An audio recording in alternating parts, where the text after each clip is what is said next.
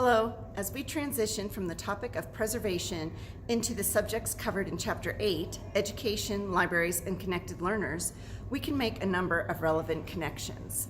As you know, Chapter 7 addressed the need for preserving library collections from the perspective of many types of libraries, including academic, public, and state and federal. Many valid points were made about the formatting differences of preserved materials and the questionable longevity of these formats. Our main takeaway from this chapter are the successes found in creating collaborative consortiums that share the workload of preservation and, in some cases, creating standardized record formatting for materials such as the Hathi Trust and the Digital Preservation Network.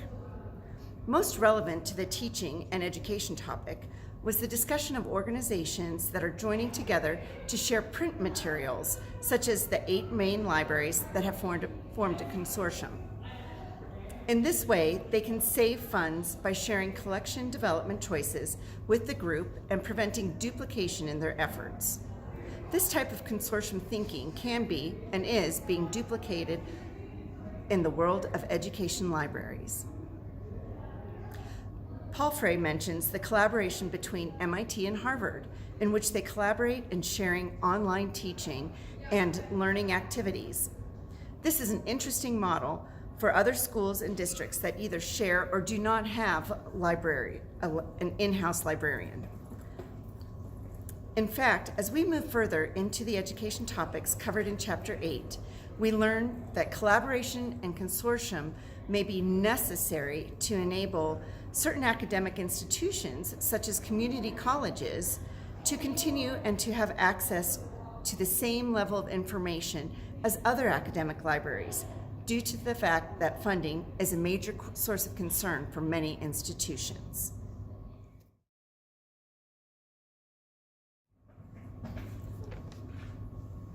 At the time of publication, Palfrey noted that there's a shortage of tools and information available to help teachers instruct and assess based on the Common Core standards. This has definitely evolved.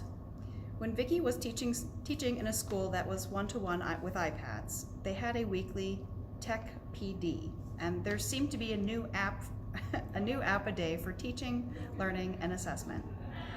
The librarian or technology specialist needs to have a role in mining through all the new software and educational apps to find the most effective and user-friendly for teachers across content areas. We agree that school libraries play an important role in supporting teachers and learning. We also agree that the world of information is more complicated than ever before, and students need to develop digital literacy skills.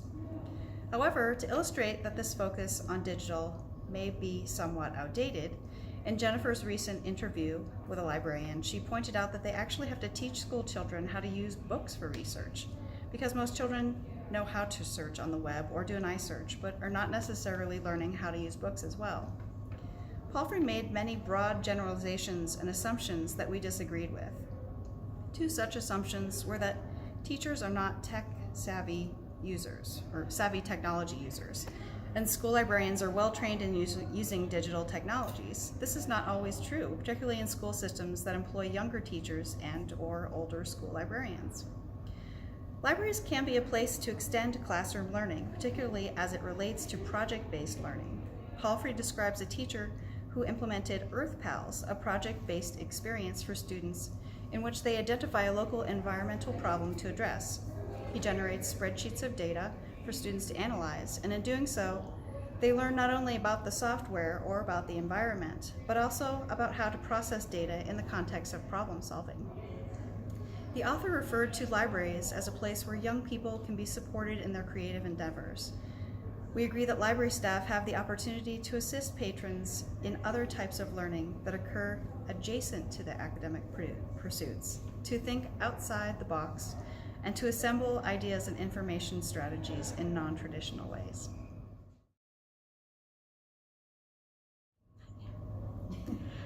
I'll be speaking to what we believe librarians' roles should be in educational and school libraries, and we agree with much of what Palfrey asserts, and that the school or educational librarian's role should be one to develop relationships with both teachers and students to understand and accommodate their information needs both in the classroom and out. We also believe that it's important to build relationships with local public or academic libraries to bolster their students' access to a system of resources available outside their building or their district. They can also be building relationships with other librarians, either school librarians or just librarians in general through membership in different associations, or there are also great social media groups available where people are kind of real-time putting forth problems to be solved or resource needs, or I have this grant, what's worked for you. It's a great way to network with others and bring those solutions back to your library. We also believe it's important for librarians in schools to teach digital literacy skills, as we've said, so that students are able to discern what are reliable information sources, how to find them, and how to use them in their projects. And then finally and critically, the librarian should be familiar with various curriculum being taught, as well as state standards, so that they can access resources for teachers and students that are available to support it. And to that point, this chapter was written at a time when the Common Core standards were just beginning to be adopted in states around the country. Palfrey points out that school librarians were left out of the development of the standards. They should, however, be a part of their implementation. And we believe leaving school librarians out of this process of standards development seems like a gross oversight. And now that there have been several years of trial and error as it relates to Common Core standards, we hope that librarians are being seen as experts in meeting the information needs of teachers and students in courses and content across the curriculum. And as we were thinking about this, the Common Core state standards, we were wondering how that might look in Colorado, and did come across one document that is the Colorado Essential Skills for Students, and this was developed by the Colorado Department of Education. These are 20 core skills that are necessary to enter the workforce or continue education beyond high school. These include skills such as critical thinking, creativity, self-direction, cultural awareness, time management, and self-advocacy. And while school librarians could likely help support the identification and development of resources to address many of these 20 skills, a couple do stand out specifically, and they are information literacy and the use of information and communication technology. So we're going to zoom into this table so that you can see how to break down a couple of these skills into stages of student mastery, and also how they reflect much of what we've been learning as critical skills in information seeking and use. Okay, so you can see here we've pulled out 2 of those 20 critical skills that students in Colorado need to be what's considered college and career ready, and that relate to information specifically. So one, we have information literacy, and this is set up as a rubric where these are the skills that the novice would have, and as they become emerging experts, they're gaining skills along the way. And just so for reference, a student graduating from high school in Colorado in terms of information literacy would be able to do all of these things, as well as analyze both how and why media messages are constructed and for what purposes, and use information accurately, ethically, and creatively for the issue or problem at hand. Which I think reflects a lot of what we've been talking about, and really what we are learning to do as well.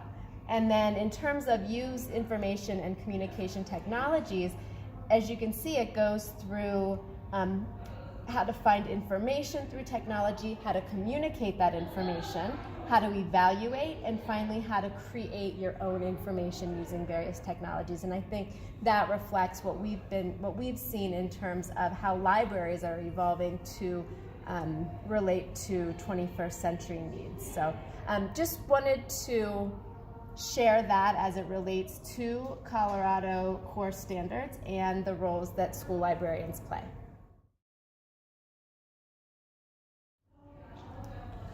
So, as a wrap up to Chapter 8 and a segue into Chapter 9 about copyrights, we're going to talk a little bit about copyrights and how it relates to education and learning. Digital literacy instruction should include how to access and use digital materials and resources, foster an understanding of copyright, and deter plagiarism. Educators can demonstrate these concepts in their own work in developing online teaching materials. Librarians have an obligation to understand and stay current with copyright issues so that they can not only ensure the information organization is in compliance with regulations, but also to provide proper guidance to students and the general public.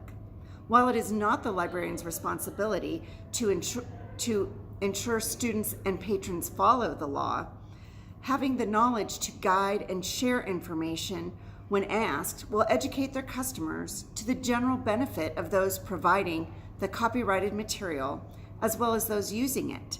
Copyright is a social good that encourages and rewards creativity. School librarians must also be experts in helping other teachers understand copyright law, licenses, and resource sharing. This connects to the librarian's role in helping to guide and inform curriculum development, both as it relates to the topic of copyright and plagiarism, and also to accessing other print and digital materials for classroom lessons. Thank you.